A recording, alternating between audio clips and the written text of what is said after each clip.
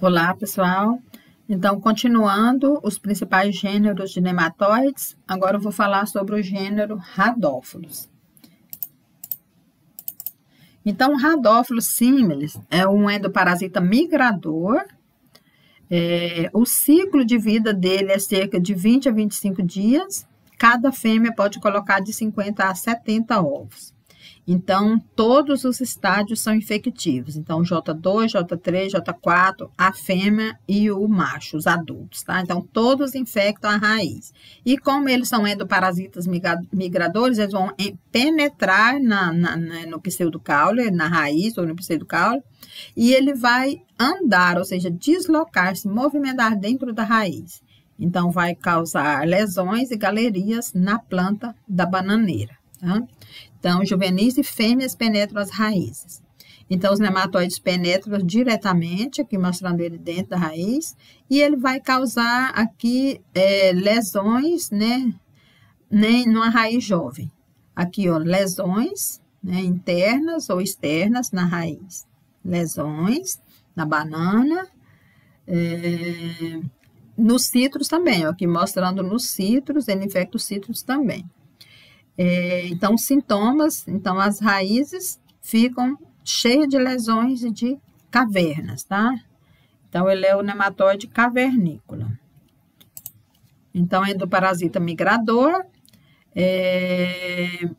Então, os nematóides migram e se multiplicam no interior da raiz, formando galerias e causando necroses. E eles vão abandonar também as raízes em apodrecimento e procurar raízes sadias. E ele é um nematóide mais curtinho e gordinho, tá? Parece uma salsichinha. Então, aqui, ó, onde eles passaram, se a gente cortar o pseudocaule, a gente vai ver, né, na próxima raiz, a gente vai ver essas lesões causadas e essas galerias causadas por eles. Então, aqui, plantas de banana, né, ocorre o tombamento. E as fêmeas, gente, então ele é o nematóide cavernícola, então as fêmeas colocam de 4 a 5 ovos por dia, por 2 semanas, tá? Então, eles vão colocar bastante ovos. Aqui os sintomas nas raízes, e aqui, ó, vários nematóides lá nos tecidos da planta. Então, aqui, plantas de bananeira ocorrendo tombamento, então ocorre a necrose e a rachadura. Tá? Aqui, ó, necroses. Aqui, ó, as necroses. Tombamento. Então, ela vai ficar totalmente, né, contaminada. Então, pessoal, aqui para o Rhadophoros e também para os outros, para se fazer uma amostragem para a identificação, essa amostragem tem que ser feita em zigue-zague. Então, fazendo em zigue-zague, pega uma aqui, outra lá, e vai fazendo em zigue-zague, pega algumas amostras simples e depois mistura e faz uma amostra composta, tá? Então, análise nematológica para identificar a espécie predominante, né, em cada área. Então, aqui mostrando os principais, né, nematóides. Então, todos devem ser feitos, tá? Para Rhadophoros, Meloidógene, Rotilencos, Pratilencos, então, qualquer nematóide. Então, tudo deve ser feito, a identificação em zigue-zague, amostragem em zigue-zague. Gênero Tilênculos. Então, vamos ver o gênero Tilênculos. Então, ele é Tilênculos semipenetrans, o ciclo de vida dele é de 24 a 29 dias, então, todos aí é mais ou menos próximo de um mês, tá? Então, é rápido o ciclo dele. Tem que saber o ciclo para saber controlar. Então, o J2 infectivo, e nesse o J2 é infectivo, né, que vai penetrar nas células, e rapidamente vai ocorrer a segunda, terceira, a quarta equidízes. Então, fêmea nova, aqui uma fêmea nova, fêmea com corpo modificado, então ela já está já obesa, modificada. Então, 25% da população não se alimenta e completa o ciclo de vida de 7 a 10 dias, tá? Não se alimenta e completa já o ciclo de vida. Então, a fêmea madura, uma fêmea madura com a massa de ovos, então, vem os ovos e esse ciclo, né, é rápido, cerca de um mês já completou o ciclo de vida do Tilênculos semipenetrans. Então, uma das plantas mais afetadas é o citros. Então, planta de citros vai ficando amarelada, vai ficando raquítica, que ó, não vai crescer. As folhas todas amareladas, essas fotos não estão boas não, mas é o que eu consegui. Então, com nematóides. Então, as fêmeas, aqui mostrando uma foto de microscopia eletrônica, ó, o corpo dela que penetrou e formou o sítio de alimentação.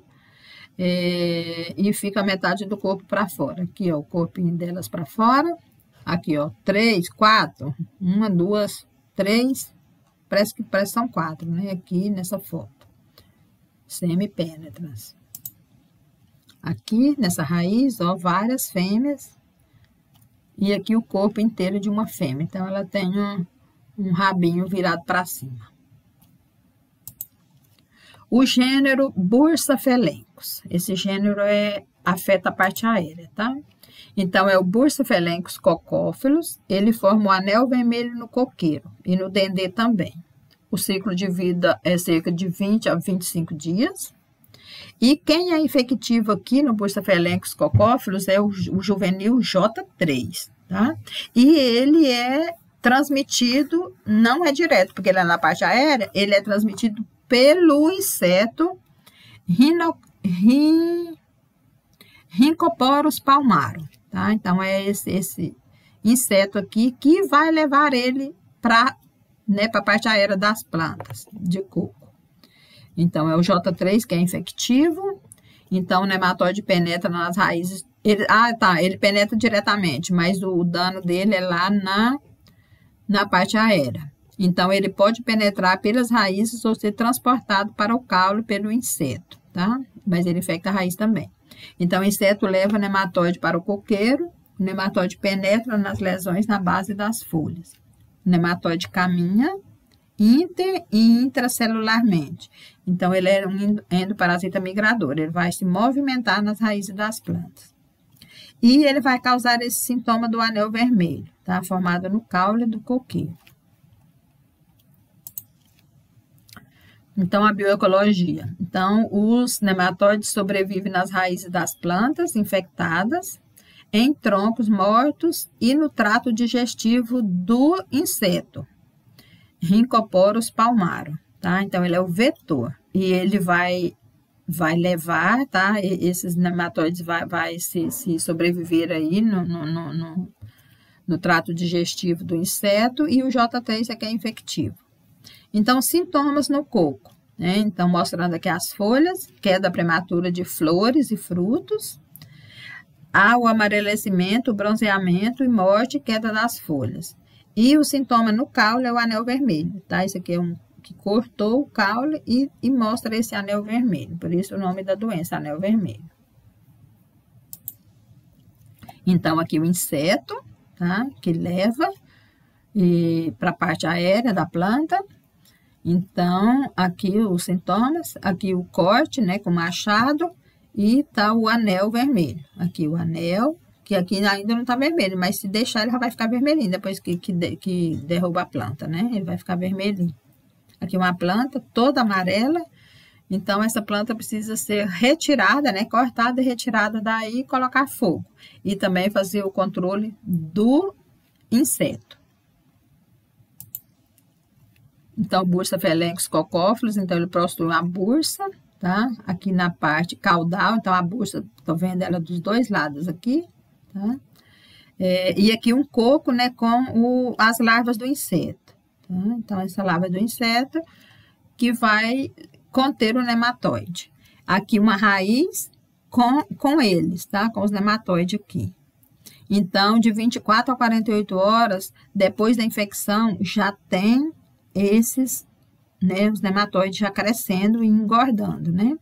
De 4 a 5 dias após a infecção, tá? Ó, eles já estão bem grandinhos, tá? Então, por isso que a planta vai morrer rápido, porque o crescimento deles é muito rápido. Outro nematóide, Anguina tritice, sintomas da semente de trigo, então esse aqui infecta a semente, então a semente sadia, semente infectada, toda pretinha. Anguina tritícia, então, em semente de trigo, então ele saiu, tá? O J2. Então, na panícula do trigo, ela fica tudo bem escurinho, tá? Porque eles vão estar lá na semente, então ele infecta a semente também. Outro gênero importante é o Ephyllencodes BC, que ele infecta o arroz e outras culturas também. Então, o ciclo de 8 a 10 dias, um ciclo bem curto. Então, eles vão, todos os estádios vão infectar as folhas, tá? A folha seca da extremidade da folha. Então, eles vão penetrar e vão se movimentar na planta, tá? Penetração pelas espiguetas, alimentação nos ovários, nos estames e lodículas e embriões.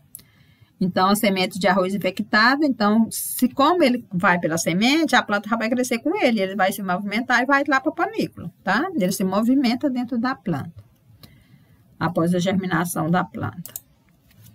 Então, aqui os sintomas, então, aqui o nematóide e aqui as pontas. Então, ele causa ponta branca no arroz, as pontinhas brancas, porque ele se movimenta na raiz, ele vai subindo e vai lá para as folhas, tá? Ele pode ser endo ou ectoparasita, tá? Então, pode causar graves distúrbios em arroz, se alimenta nos órgãos aéreos da planta. Aqui as pontinhas brancas, que nessa foto não tá boa não, mas nessa aqui o sintoma tá nítido. E ele também pode infectar a soja, Ephyllencodes BC, não só o arroz, mas a soja, né, o morango também. Então, em soja, ele causa a soja louca, tá? Soja louca 2. Então, pode afetar também o algodão e o feijão. Então, as plantas daninhas, as plantas daninhas hospedeiras, trapoeraba, grãozinho do pasto, cordão de frade e caruru. E as folhas vão ficando lisas e viradinhas assim para dentro, tá? E deformadas. O Ephyllencodes BC e morango, então ocorre a migração para as folhas.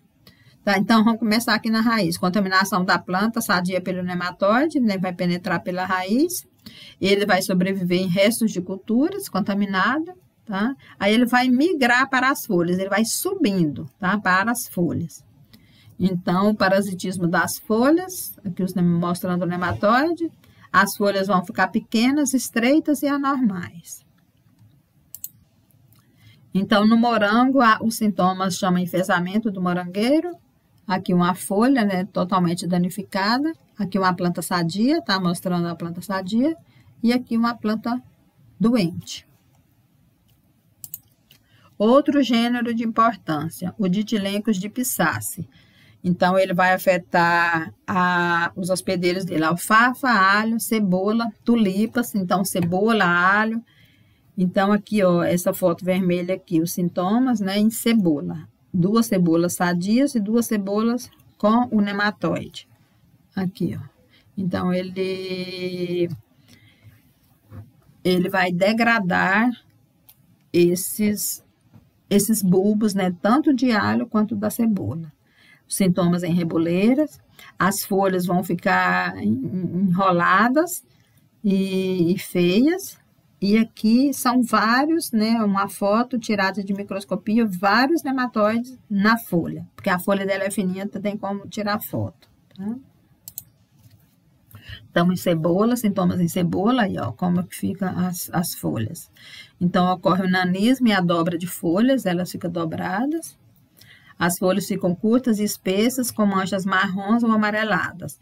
E elas ficam mais inchadas, mais gordinhas, tá? No pseudocaule que fica gordo, grosso, tá? Então, em campo, os sintomas manifestam-se na forma de reboleiras, tá? Também reboleiras. E plantas raquíticas e amarelecidas. Então, a biologia, né, do Ditilencos. Ele se reproduz sexualmente, então, essa é a forma sexuada. O ciclo de vida é de 19 a 23 dias. Ele sobrevive até 75 dias. E cada fêmea coloca entre 200 e 500 ovos, tá? Então, vai haver, né, vai ficar uma grande quantidade de nematóides lá nos restos de cultura. 6 gerações pode acontecer em um ano. Então, todas as fases do ciclo de vida são infecciosas, tá? todos vão infectar, do J2 até os adultos.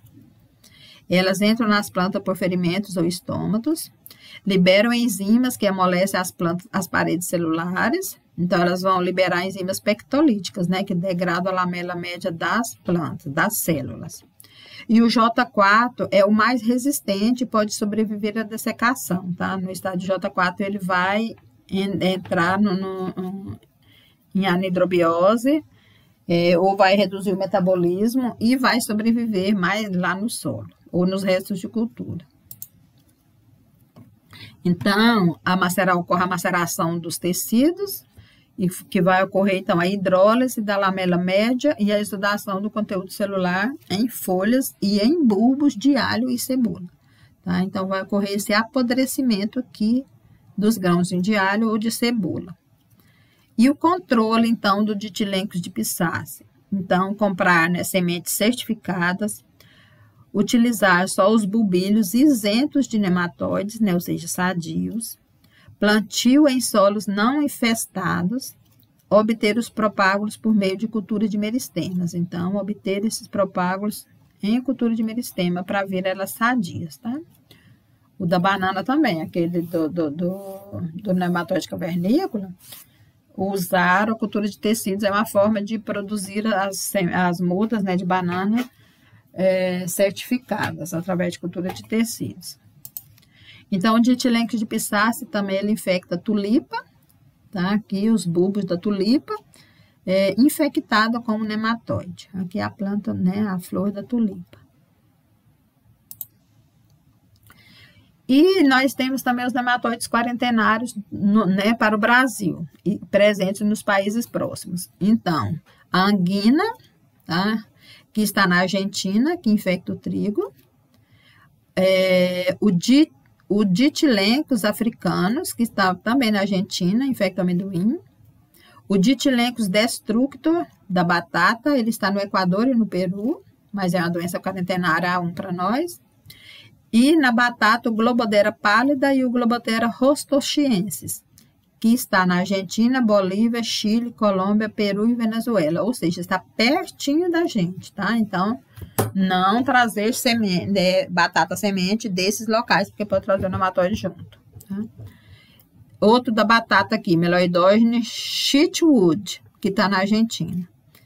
E na batata, ó o tanto, ó, de nematóide. 1, 2, 3, 4, 5, só na batata.